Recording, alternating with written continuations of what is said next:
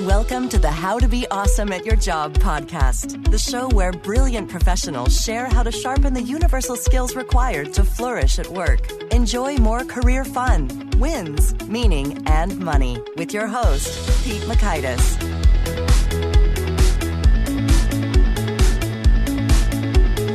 Hello, and thanks so much for joining us here for episode 108 with Andy Molinsky. Andy's got a great perspective and research-based book called Reach, coming out in mere days, which covers some great perspective on what it takes to reach beyond your current capabilities, your comfort zone, and make new strides and capabilities and things that you didn't even think you were capable of doing. So you're going to learn, 1, the psychological roadblocks that hinder us from reaching beyond our skills.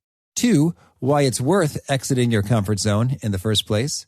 And 3, Andy's research-based 3 C's for stepping outside your comfort zone. So if you want to check out the show notes, the transcript, or the links to items mentioned here, you'll find that over at awesomeatyourjob.com/ep108. Here's a quick bit about Andy. Andy Molinsky is a professor of international management and organizational behavior at the Brandeis International Business School. He's the author of Global Dexterity, published by Harvard Business Review Press in 2013, and the forthcoming book, Reach, a new strategy to help you step outside your comfort zone, rise to the challenge, and build confidence. Published by Penguin Random House, coming out in just days. Here's Andy. Andy, thanks so much for joining us here on the How to Be Awesome at Your Job podcast. I'm excited to be here. Thanks for having me. Oh, I'm excited to have you absolutely and dig into so much of the fun stuff that's in your book coming out, Reach. But first things first, I thought it'd be fun to maybe break the ice. You've studied in Spain, worked in France, have some great stuff in terms of your first book and cultural code cheat sheet on your website about kind of living and working in different places. So would you perchance have a funny story you could kick us off with about maybe international travels or cultural misunderstanding? It seems like you'd be the clearinghouse for these sorts of things. Yeah, definitely. So my first book, Global Dexterity, was about acting outside your cultural comfort zone. And I lived in Spain. I've lived in France. I lived in Denmark for a while. It's funny. The first thought that popped into my mind was at a dinner party in France. Now, I went to France in my early 20s because I was interested in global business, but I had never really done any global business. So I went to France and I got an internship in a global business. I didn't love the business, but I loved living there. It was such a fascinating experience, way outside my comfort zone, having grown up in the United States, never having traveled abroad. And frankly, I didn't speak much French at the time. So I was learning as I was going, and it was super exciting and fun. And I remember, when you just said that, it brought me back to a dinner party. And I was at this dinner party with another American, both of us about the same level of French, which is, intermediate. And we're at the table. And they were serving dinner, and it was this little creature, this cooked creature, and I had no idea what it was. And at the time, I don't think I had the most adventurous eating. I definitely was not the most adventurous eater. And I remember them saying that it was Kai. It's Kai. It's Kai. They were telling me in French. I look at my friend. I'm like, what is Kai? And we looked at it. We had no clue what it was. We thought it might have been some sort of roadkill pigeon or some really odd thing, at least for us. And so I remember we ate it politely, no idea what it was. And I remember coming back, taking the metro back to our little apartment that we were staying in. And we both ran up the stairs, bolted into the door, went to find our dictionary. Because at the time, this dates me, there were no smartphones, right, at this time. So we ran to get our paper dictionary, looked up what Kai was, had to figure out how to spell it. And then it turns out it was quail.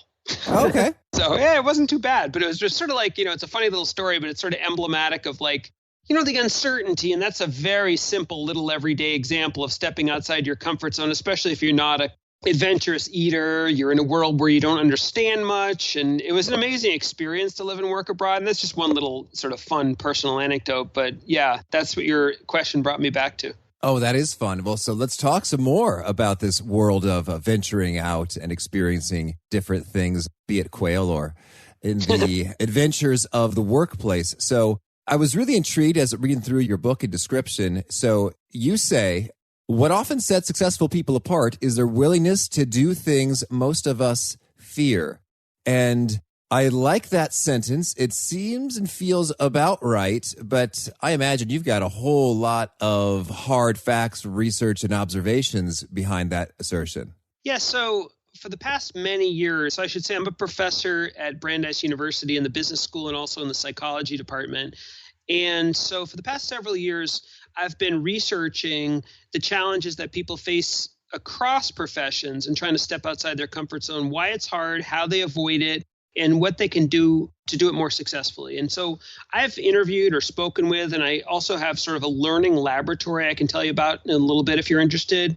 So I've spoken and worked with and interviewed executives, managers, entrepreneurs, people who are younger, people who are older, teachers, professors, lawyers, small business owners, baristas, goat farmers, rabbis, priests. I mean, you name it, like across the professions.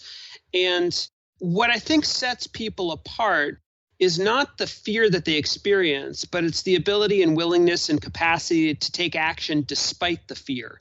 And these are everyday things. These are things where, for instance, you're a timid introvert, let's say, and it's really hard for you to step into a networking situation, to get up the courage.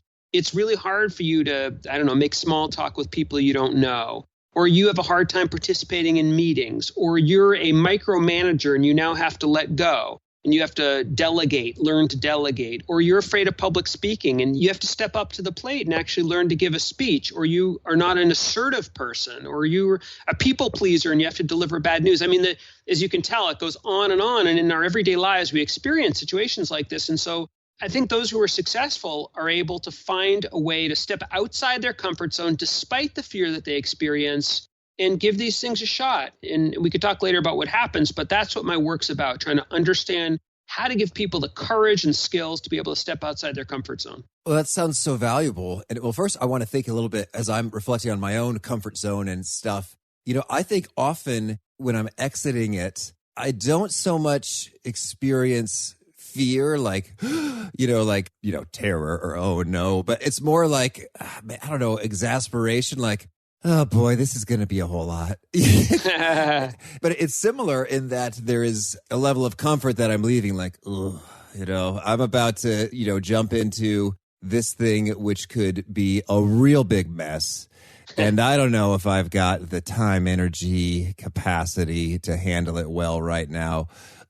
So I guess that's how I feel when I'm venturing forth. So when you talk about, comfort zone and fear, maybe could we define those terms a little bit? Sure. It's not just fear, I would say. I was using fear sort of as shorthand.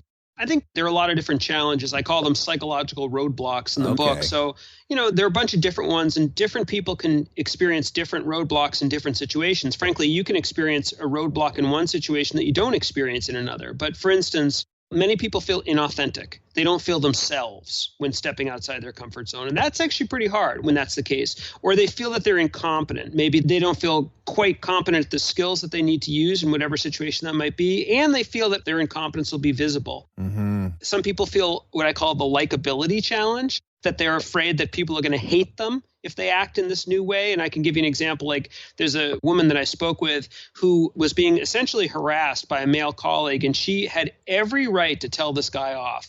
But she was a very unassertive person. It was so hard for her to do it. And strangely, I learned to understand why, but she was terrified that he would hate her, when in fact, he's the hateable one. Yeah. So there are a variety of challenges. Some people feel a morality challenge. There's certain situations in the workplace, like delivering bad news. Here's another one. I interviewed a woman who was a booker on a national news program. What a booker is it's someone who has to get guests. Yeah, I need one of those. Yeah, there you go. And one of her big jobs, and this was like, a major television network, was after a tragedy or something like that. She had to be able to be the first to get the network, to be the first to get the family of a victim of a tragedy. And it was her job. She had to do it. And frankly, for her to keep her job and do it well, she had to be the first. And I remember her telling me that it was just basically like sucked out a piece of her soul every time she did this.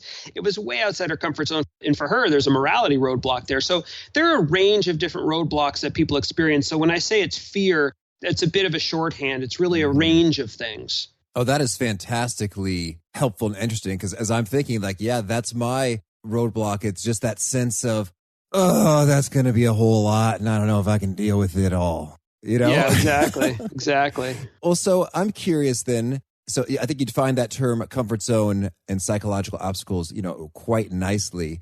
And I think just a historical trek. Does that phrase stem from Stephen Covey's work in terms of like the panic zone and the stretch or growth zone? Is that because somehow this word became ubiquitous, like think outside the box?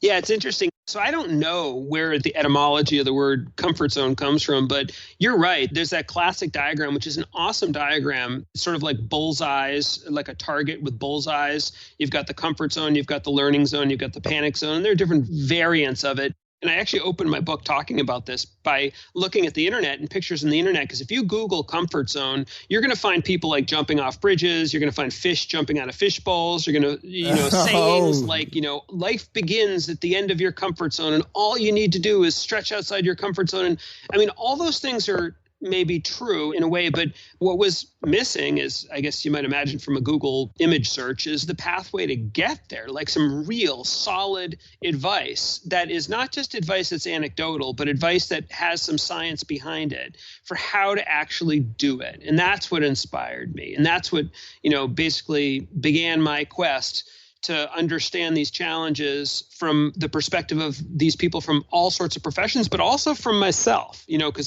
I feature myself in the book too, because I'm it's ironic. I say that it's like, I'm writing a book about getting outside your comfort zone. You might imagine I'm great at it. I'm not. I struggle too. And, that enables me to see the challenges, I think. Oh, that's so good. And I got a chuckle as you were talking about stock photography and what you're going to bump into right there. Yeah. And that's why I reached out to you. I don't have a booker yet. Maybe at my 200th episode, we'll upgrade and get that. I've got people helping me hunt down the ones I want. But so I liked you just because, yes, it's how to be awesome at your job. And you've got some how content to share. And I'd love to dig into that. But first, if we could, is there any more you want to say about the why we should venture out of the comfort zone, why that matters and is important? I think it's basically about growing and developing and people trying, if you want to try to reach your potential.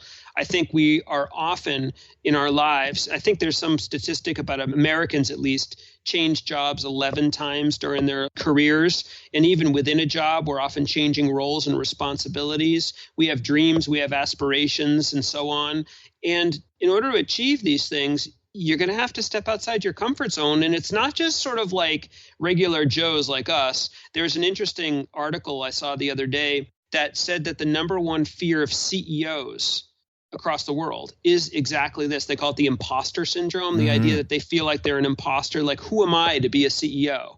And in my book, I show how people that you'd never think necessarily would have these fears, like CEOs or even like priests or rabbis, or whatever your religious figure is, like people that you never really almost think about their humanity. When you talk to them, you realize that they struggle too, getting outside their comfort zone. So I think for growth, for personal or professional growth, it's essential. It's like core. All right. I'm convinced. Well, take us into the how then. So you've got an overall strategy and framework you lay out there. Yeah, in the book. So I thought it was important to condense the ideas into something that's usable. I'm very into writing things that can be immediately used. I write for the Harvard Business Review. I write for Inc. magazine. I'm very into, when I write something, I want people to be able to pick up this book and use it immediately. And so I basically talk about 3 different tools that I noticed across all these cases. The first was conviction. It's critical to have a deep sense of conviction. In other words, giving yourself psychological permission to do this thing outside your comfort zone when every bone in your body is telling you no. Some wind at your back to get you to do it, some sort of sense of purpose and conviction. And also another critical resource I found across all these people was clarity. I think oftentimes when we developing clarity, I think when we're anxious, we often fall off the balance beam. We worry, we think in exaggerated terms. We see the world as black and white. I'll be a total failure. Or actually to the other extreme, unless I'm a total success, I won't do it. So we think in these exaggerated terms, but to be able to sort of normalize and come to a sense of clarity about the most realistic likely possibility in a situation that's outside our comfort zone. I think that's critical to be able to sort of ground us, to not have us fall off the balance beam, and to be able to kind of essentially approach instead of avoid. And then the last thing I think is probably the most surprising of all, and probably the most powerful, and I call it customization. It's basically the idea that it was really interesting to me that across these professions, across all these cases, people had power, and they described subtle ways that they were able to sculpt or tweak or make slight minor accommodations to situations, all sorts of situations in all sorts of ways, to make it just that little bit easier for them to do the situation. So for example, if you're afraid of networking, you might play with time. You might come at the beginning of the event because you know there'll be fewer people there and it's less intimidating. You might bring a buddy. You might bring a prop. You might script out a few sentences. You might set yourself a goal. There are all sorts of ways that we can take any given situation in terms of what we say, in terms of our body language, in terms of timing, in terms of props, in terms of sculpting situations. And there's some awesome examples in the book and really a set of tools for people to do that on their own. And that's what I call customization.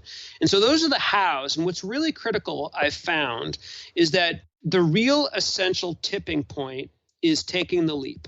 Actually doing it, because we spend so much of our lives avoiding situations, either unconsciously or consciously, that are outside our comfort zones. But when you can nudge yourself to take that leap, I think you oftentimes will find some interesting discoveries. And what I found across all these cases is that there are two main discoveries. One, this isn't as bad as I thought it was. And number two, I'm actually better at this than I thought I was. And those are like core discoveries, but you can't have those discoveries unless you take a leap. So that's what the book's about. And it's got really rich stories from all these cases, plus a set of user-friendly tools. In fact, at the very end of the book, I provide a set of tools that people can use to apply exactly what we just talked about to their lives. So.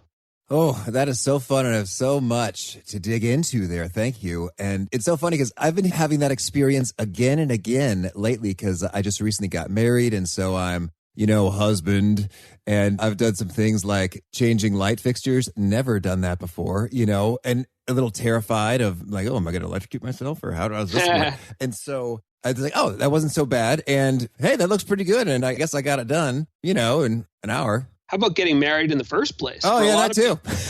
Yeah, for a lot of people, that is a major leap outside their comfort zone, like losing their independence. And, I don't know where you are, but I have 2 kids, and having children is, another leap. So, yeah, I think, in our personal lives, this is very resonant as well. Oh, sure. Well, I've got several questions, if I may. Let's dig into maybe each of the 3. Of course, they're C's. Well done. And I also like how customization is actually the perfect word, in my humble opinion, for this. And I thought, is he just trying to stretch to make it sound like a C? But no, it's customization kind of implies you're going to do it. So just figure out how it works for you, as opposed to like conquering the challenge. That's also a C, but it's, kind of still intimidating and sort of tricky. Like I got to find the answer, the solution, and it's kind of a bigger bar. So let's talk about conviction here.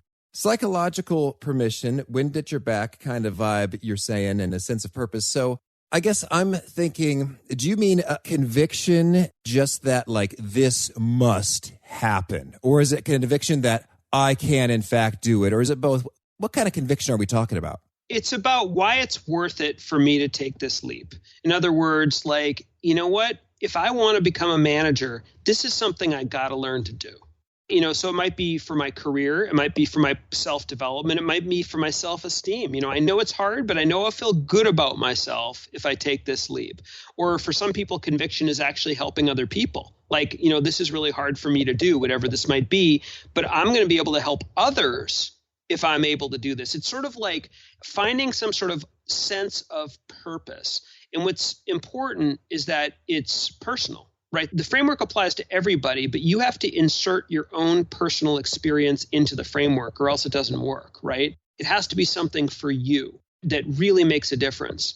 I should say a word here about another source of learning that I've had in terms of coming up with these ideas. This will sort of flesh things out, too. I've created a course at Brandeis International Business School, Brandeis University, where I teach. And it's the best course I teach. I love teaching this course. I look forward to it every year. It's a course about stepping outside your comfort zone, exactly this. And so I have, anywhere from 20 to 30 MBA students, and they have to choose a situation just like we're talking about.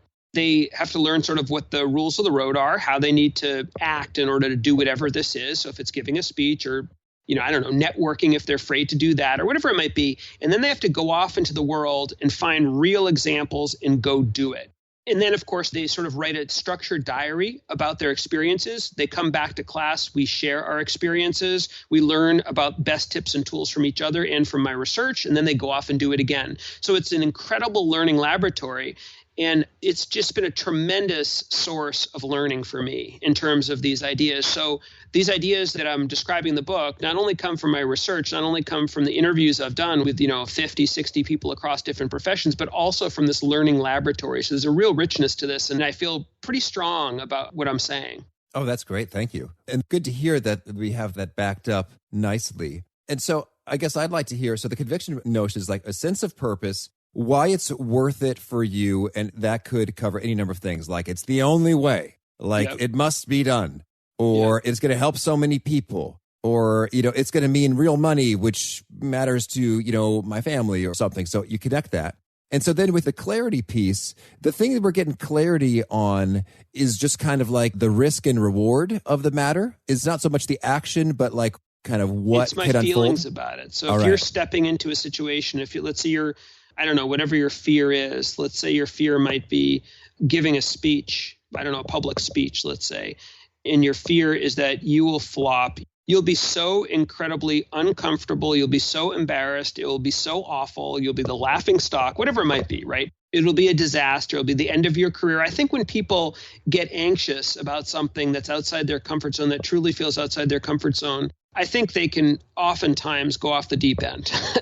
Or they might say to themselves, I'm only doing this, it's not okay just to be okay. I'm only doing this if I wow everybody, if they see me as a prodigy, if Toastmasters wants to sign me up to be on their webpage because I'm so incredible as a speaker. So people oftentimes have exaggerated views of where they have to be in order to do it. In other words, on the plus side. But even more often on the negative side, they sort of fall off the balance beam. And so what clarity is it's not looking for the best possible outcome, the ideal wishful outcome. It's not looking for the worst possible nightmare outcome. It's looking at the most realistic outcome, which in the case there might be, I'm going to work hard and practice giving this speech. I haven't given many before, so it's probably not going to be a home run the first time around. But you know what? I might do better than I think, and I definitely will learn something from it. You know what I mean? That's sort of like middle range, realistic thinking. And it's not easy to do, but I think it's really critical to be able to develop that capacity to enable yourself to step into these situations. Okay, understood. And then I'd love to hear some examples, some fun stories that tie it all together. And in particular, I'm curious about the creative customizations that have happened to make it pop for folks. So I guess in your experience, do some dramatic transformations come to mind? So there are a variety of different tools you can use to customize. The woman that I told you about earlier who was afraid of being assertive with her jerk colleague, she ended up customizing her situation. So that's an example I can tell you about. She used body language. That was one of her big tools. She used a lot of things. She scripted out a few sentences. She put on a power suit. In the power suit, that's a perfect example of a prop because no one knew that it was a power suit. But for her, privately, she knew this was like her, power suit. And she sort of like felt really good wearing it, right? And then she also customized she told me that she walked up and down the hallway with a power pose walk, like this sort of like, I can do this strong walk back and forth. And then she opened the door of his office without knocking. Another customization. She walked in and she closed the door.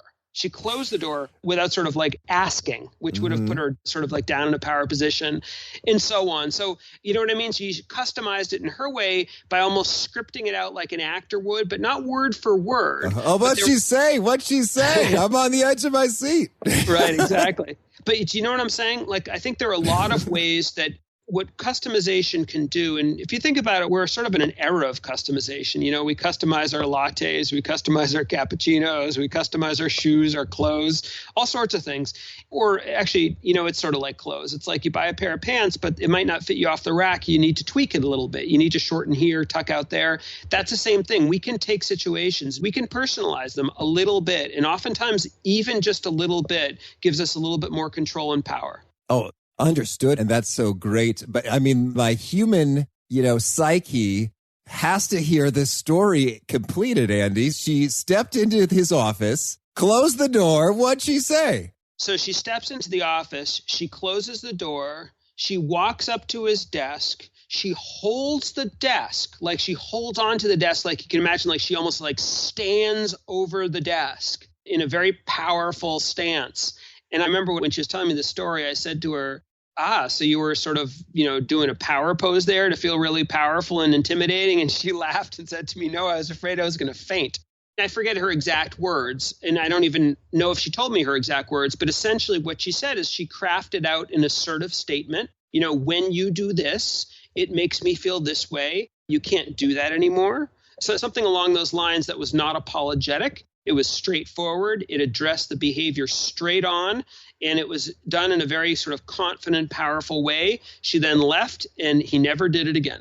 And by the way, this then carried over. And that's what's kind of cool. She started to realize, hey, I can actually do this. I can be assertive. And you know what? I don't care that he didn't like me, or it's sort of irrelevant that he didn't like me or whether he liked me or not. And she started to be a bit more assertive in other aspects of her job as well. So it was a bit of a pivotal moment for her. Oh, that's great. And I'd imagine it can have carryover even in a broader sense of fostering a real sense of, the growth mindset. Like, hey, I couldn't do that. And then I did do that. And so therefore, this other thing I think I can't do, I can probably do that as well. That's right. So it could just spill over in all kinds of excellent ways. Exactly. That's right. Well, so tell us then, if we're getting on board with, the conviction, the clarity, the customization, if let's say, I'm wondering now, are there customized or segmented solutions or approaches based on the type of psychological obstacle and resistance you get?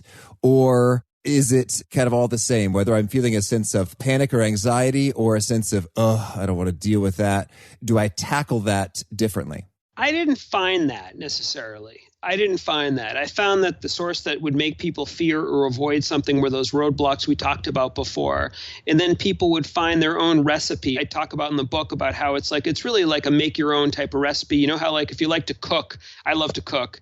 And, my kids will tell you that I never follow recipes, but I have a sense of the idea of what I want to do, and I pick and choose, and I sculpt something that works for me, right? And so it's the same thing here. What I found is that people experimented. They tried out different things. Different situations had different opportunities to them, and they sort of worked with what was available, what they had, what they were capable of, and the resources that they saw, and then they crafted something. What I think, and one of the benefits of the book, is that by giving people these tools more explicitly, like saying, hey, this is what I found, here's some tools, I'm imagining that people who read the book will be able to really more purposefully sort of craft their solutions based on what I suggest. So that's kind of cool. Mm-hmm. I hear you. So I guess I'm wondering, let's say a listener right now here today is experiencing some psychological obstacles, some resistance to something. What would you say is the very first step, or maybe the menu of potential very first steps?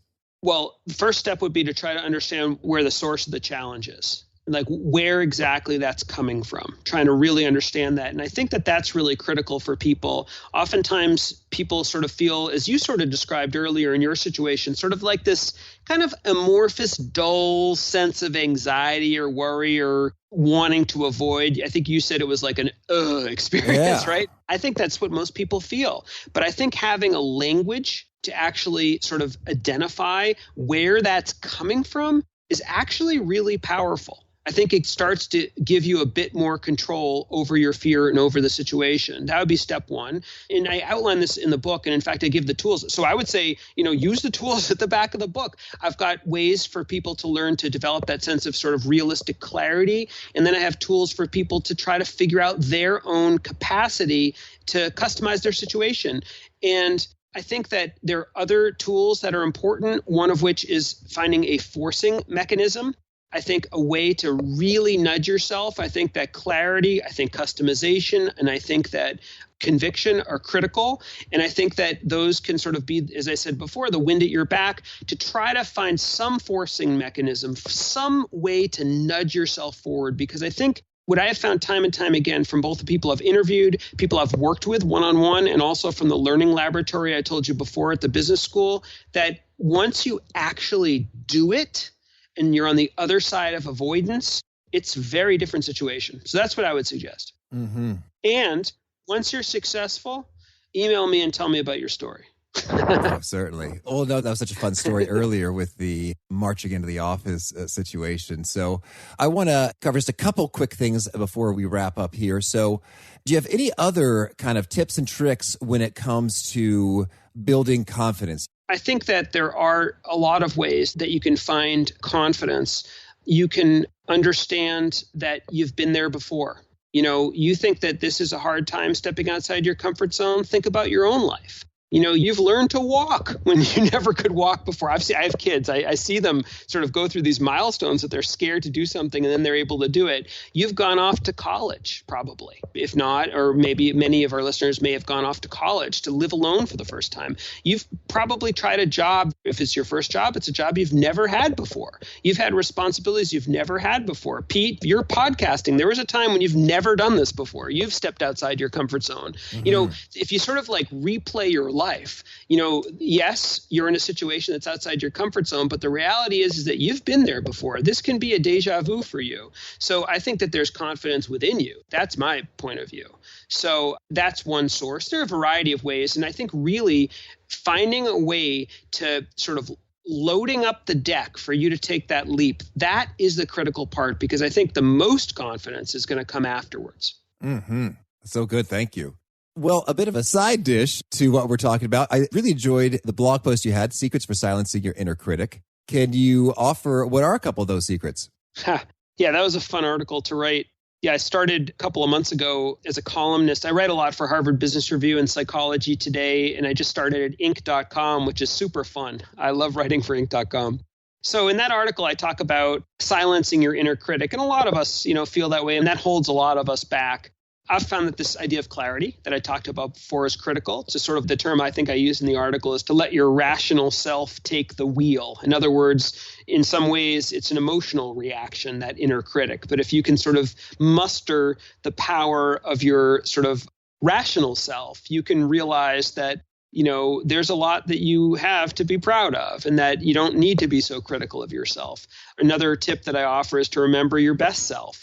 Things might not be ideal now if you're critical of yourself, but was that always the case? I think oftentimes, and this gets back to the clarity issue, we often, when we're sort of anxious or depressed with a small d, we often overgeneralize. We forget all the positives and we fixate on the negatives. It's sort of the equivalent of if it's raining one day, you say that the weather here is always rainy. Well, sure, during this week, but not during the year. And if you use that as an analogy and look at sort of the totality of experience you have, you realize there's ups and downs, pluses and minuses. And I think that's very grounding and important to recognize, especially when you're beating yourself up. So those are some examples. I think it's a tough thing that a lot of us experience, but I got a lot of feedback from that article, so I sensed that it sort of struck a chord. Okay, that's good. Thank you. Okay, well, you tell me, is there anything else you want to make sure we cover off before we shift gears and talk about some of your favorite things? No, I think you did a great job. It was really fun to talk about the book. I really hope, if you're listening out there, I really hope that you check out Reach. I'm really proud of the book, and I would love for you to read it and let me know what you think. So that's really it. All right, can do. Well then, can you start us off by sharing, since you're a researcher, a favorite study or experiment that you like? Favorite study or experiment? So I guess I have to think about my own. I don't mean to be too self-serving here. But so some of the original academic research that I did years ago that I talk about in Reach sort of started me off in this direction was work that I have done with a colleague from Harvard Business School, a graduate school friend who's a professor at Harvard Business School now. And we did research on what we called necessary evils. So these were tasks at work where you have to cause pain or discomfort to someone, but it's part of your job. And so we studied doctors, pediatric physicians performing painful procedures on children and delivering bad news to the parents of children. And I can tell you that it was ironic and very interesting, tough situation for me because right around the time I was doing this research, my own daughter at 7 days old, she had to have a spinal tap. Oh, wow. She was okay, and she's okay. She's fine. But at the time, we didn't know that.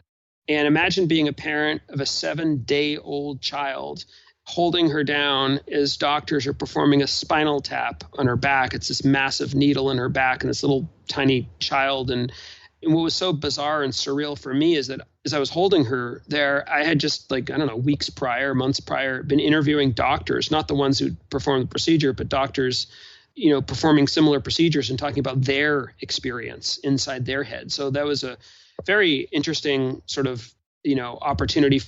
I wouldn't have chosen it, but it was an interesting opportunity to sort of peer into the backstage of their experience. So we studied doctors performing painful procedures, managers laying off and delivering bad news, police officers evicting people from their homes. So as part of this research, I actually personally did what they call a ride along.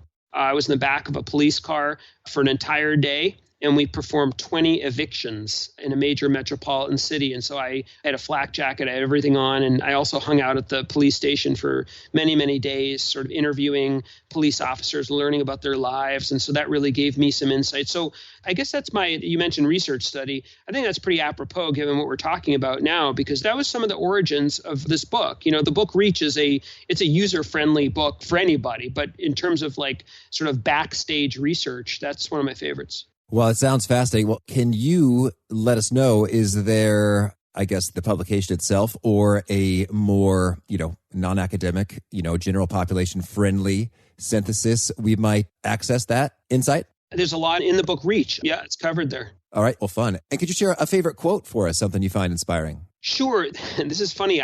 Strangely enough, a colleague of mine sent me a quote this morning randomly. She was excited about my book and she sent me this quote, and I thought it was pretty relevant, from Eleanor Roosevelt. The quote is, "Courage is more exhilarating than fear, and in the long run, it is easier.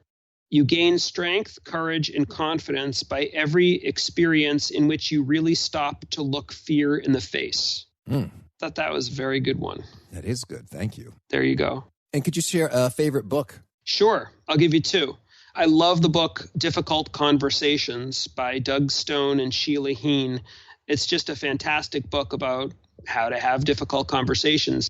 The copy in my office is so worn out. It looks like someone took a bite out of it. Another book I love is Ava Hoffman's book Lost in Translation, about a little girl from Poland moving to Canada, and about sort of the experience of acculturation and stepping outside your cultural comfort zone as a little child. It's a really cool book. Thank you. And do you have a favorite product or tool or app that helps you be more awesome at your job? My Bose headphones, maybe? There you go. Noise canceling action. Exactly. I love those. Yes. If you see me around town, that's what I'll be in. And how about a favorite habit or personal practice? I think I'm pretty good at knowing when I'm at my best. So if I feel like I'm at my best, I might work a little longer than I was expecting and try to, get more done because I feel like I'm really in the zone. And when I feel like I'm not at my best, if I'm feeling distracted or whatever it might be, I'll stop working and I'll do something else. I might go run or, whatever it might be, or take a walk with my dog. But to sort of have that, meta level perspective on your own effectiveness, I find that that's kind of a key tool.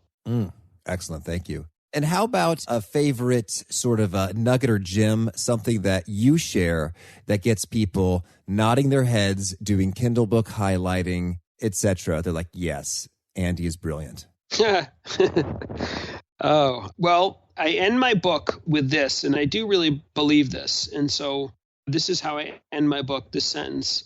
I say, no one ever said getting outside your comfort zone is easy, but with a solid plan in place and the courage to take it forward, your results can be extraordinary. And I really believe that. I've seen it. And so that's a nugget. All right. Thank you. And what would you say is the best way for folks to learn more about you or get in touch? Well, lots of ways. So I have a website, and maybe in your show notes, you'll be able to link to that. So that's andymolinsky.com. I'm on Twitter, LinkedIn. I'm very active on LinkedIn and Twitter. And I have a Facebook, a public sort of author Facebook, where I post lots of cool stuff on it. Don't Snapchat me because I'm really bad at it. My 12-year-old daughter loves to do it, and I'm sort of learning, but not too good at it. And I really, all kidding aside, I love to connect with readers. So if you read the book and you really like it, find it useful, have a story to share, please reach out. Okay, certainly. Well, closing, do you have a final call to action or challenge for those seeking to be more awesome at their jobs? Step outside your comfort zone. Be honest with yourself. Is there something that you feel that you might be rationalizing away something that you say to yourself, no, this isn't the time to do it, or I don't really need to do this. But if you were able to strip away the anxiety, it actually might be something you'd like to do. Try to identify that and, give it a shot. And, if you take a look at my book, I think you'll get some really helpful tips and tools and insights about how to do that. But that would be my call to action. Okay. Andy, thank you so much. This has been a treat, and I hope that Reach is a smashing success here. Thank you. This has been really, really good. I've really enjoyed the conversation, so I appreciate your having me on. Conviction, clarity, customization. That's what it takes. So I hope you'll dig in and take on some new challenges, some things that maybe seemed a little intimidating or just a little too much in a given moment by applying those 3 C's. And if you want to review some of this good stuff, the show notes, the transcripts, or the links, you'll find that over at awesomeatyourjob.com/ep108. And if that book sounded up your alley, I recommend you pre-order it. You're only going to have to wait a couple of days. It'll come out real soon. And Andy's offering some extra bonus gifts like an ebook for mastering cultural codes around the world, access to masterclass sessions, etc. So now is the time if you're going to grab it, because you can get those bonus goodies. So you can see those links again over at awesomeatyourjob.com/ep108. And I encourage you, if you haven't already, do push the subscribe button so you don't miss hearing from folks like our next guest, Toku McCree, who's got some fascinating wisdom coming from an interesting career journey involving a Zen monastery for some years and more, as he looks at some pretty sharp, incisive coaching questions that explore definitions of success and how to up your game in some cool ways. So hope to catch you then. Peace. Thanks for joining us for today's episode. To get the most out of this conversation, visit awesomeatyourjob.com to find today's show notes, transcript, and infographic summary cheat sheet. For more entertaining professional skill sharpening, be sure to subscribe to catch the next episode of How to Be Awesome at Your Job.